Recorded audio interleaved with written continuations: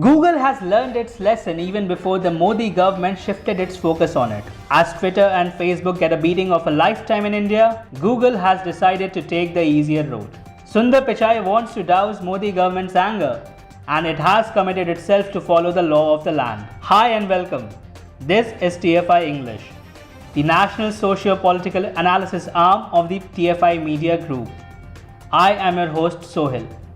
And in this video, I will tell you about big tech bending the knee before the Modi government. Let's begin.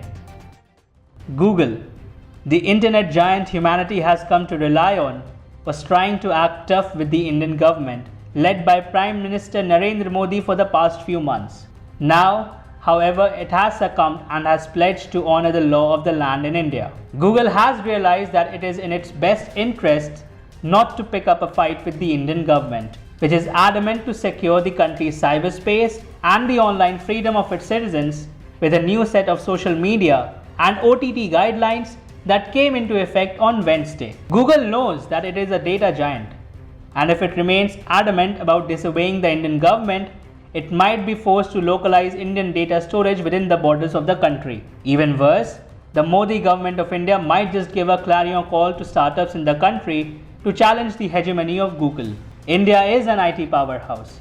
The IT industry world over survives on the expertise of Indians. It will not be a monumental task for India to give the world an alternative to Google in a fairly short span of time. So, complying with the Indian government's rules became an existential issue for Google.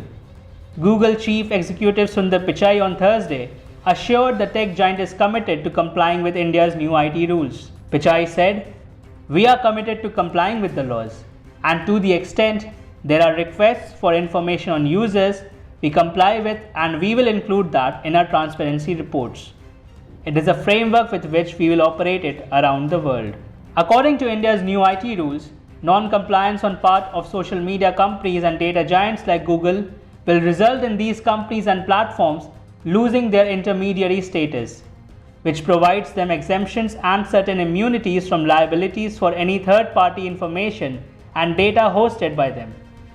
In other words, they could be liable for no less than criminal punitive action and penalties. Even Facebook has assured the Indian government it will be complying with the new rules. News agency ANI quoted a Facebook spokesperson as saying, "We aim to comply with the provisions of the IT rules and continue to discuss a few of the issues which need more engagement with the government. Pursuant to the IT rules, we are working to implement operational processes and improve efficiencies." The ongoing fight between Twitter Inc. and the Indian government, in which the microblogging site is punching way above its weight, has served as a lesson for Google to not take any chances with Prime Minister Narendra Modi.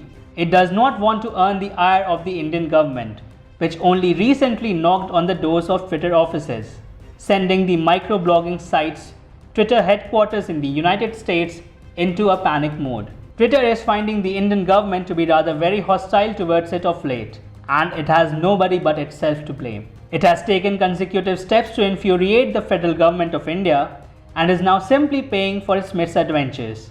Prime Minister Narendra Modi is educating Twitter on who the boss in India is, because for some time Twitter thought that it was the supreme authority in the country.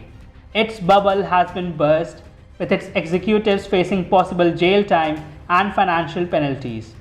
Google simply wants to avoid such an ugly spat with the Indian government. India, led by Prime Minister Narendra Modi, has effectively brought American big tech to its knees. Now they will think twice before crossing the people of India and disrespecting the law of the land.